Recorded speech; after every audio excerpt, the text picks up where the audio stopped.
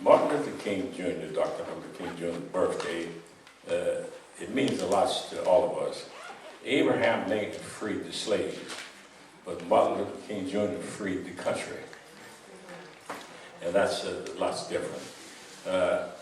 I'm not going to hold you too long, but when Martin Luther King graduated from the Boston University with his PhD, he was elected pastor of a church in his hometown there. And he was sitting in his office one night, and he heard about a lady that got on the bus and refused to give up her seat. Well, the next day, that started the bus boycott. About 2 days after that, Dr. Martin Luther King got words from the Ku Klux Klan or either a white supremacy group saying, if you don't pull back and stop that march, we're going to kill you. Well, Dr. King was a young man, just had a beautiful wife and some young kids. He didn't know what to do, but he got on his knees and prayed. And when he prayed, he got up, he said, God told him to say, I took care of Moses, I'll also take care of you. Well, about 2 weeks later, while his wife and his children were in the home, they blew his house up. But his wife and children walked out without a scratch. Well, the story goes on, you know how it ended. He blessed all of us. But to the young people here, I can go back to 1928 or 29, when this country was very well segregated. And I also remember that there was two types of people in the world, black and white. And we had a saying when we was young, if you're white, you're all right. If you're yellow, you're mellow. But if you're black, get back. Some of you old people know that. But anyhow, I can't tell you everything, but in 1941, when they blew up Pearl Harbor, December, well, yours truly went into the Army. I just finished high school, went into the Army in 1942. And when I got in the Army, it was a segregated Army. I wore the same uniform, but I couldn't go the same places they went. Soldier, I had to, one of the things that used to get me, I was down in Georgia, and it'd be raining. White and black soldiers could not ride together on the same bus. I've seen the bus pull up there with 2 or 3 white soldiers on it. But they would take those 3 white soldiers back to camp, then come back and get us black soldiers.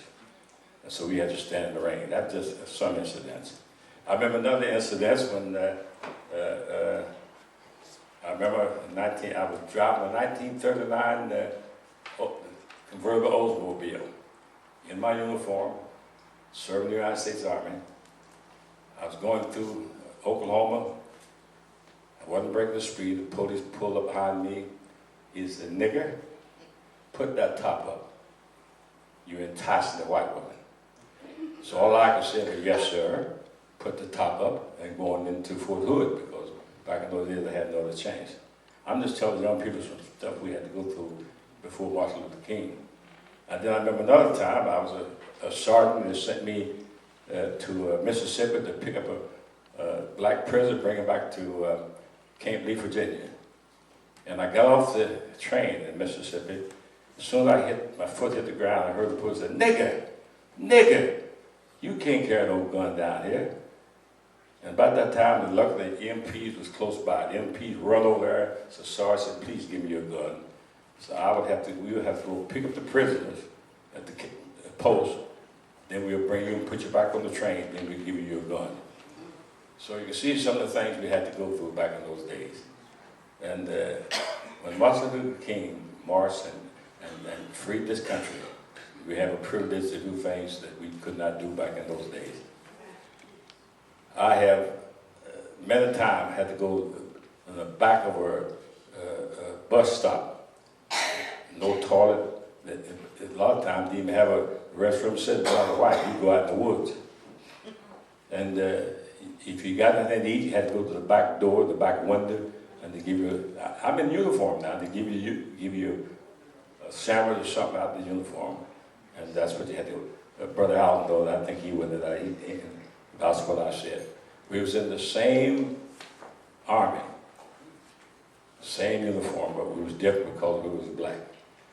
But now that is different. Can we say amen to that? Amen. But I'm just telling the young people, take advantage of this.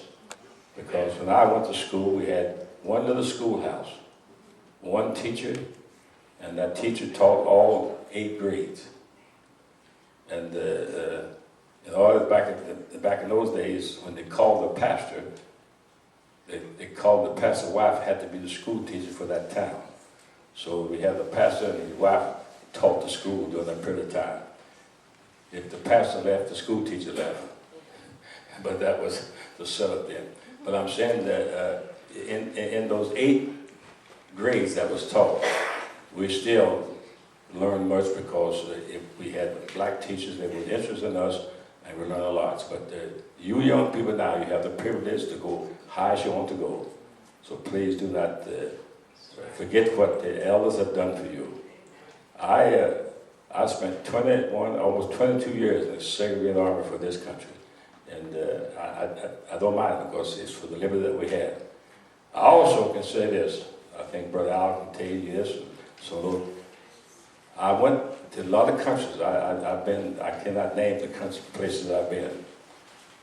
But I was always happy to get back to this segregated country called the United States of America. In other words, I had freedom to go where I wanted to do in those countries, do what I wanted to do, but it didn't have nothing to do with it. That was not blessed like this country was. So I was always glad to come back to the United States, at least where I know where I get the right kind of food I wanted and etc. But I do want to thank, and I pray that the elders right now that's living in your 50, 60, or 70 years old, you need to make sure your family know what you had to go through. Because right now we have young children that are born are not taught because their mothers and fathers have not been taught. They don't know what went through. So you got 2, 3 generations there that do not know what the blacks had to go to get where we are now. They think everything just like it is, but it's altogether different. Y'all remember the little Steele boy out of Chicago. All he did was whistle at a white girl, and they hung him, killed him. So that's what we had to go through back in those days. I had to take a few minutes to let you know that Martin Luther King Day is more than just a celebration here. He freed the country. He freed the country. Can we say amen to that?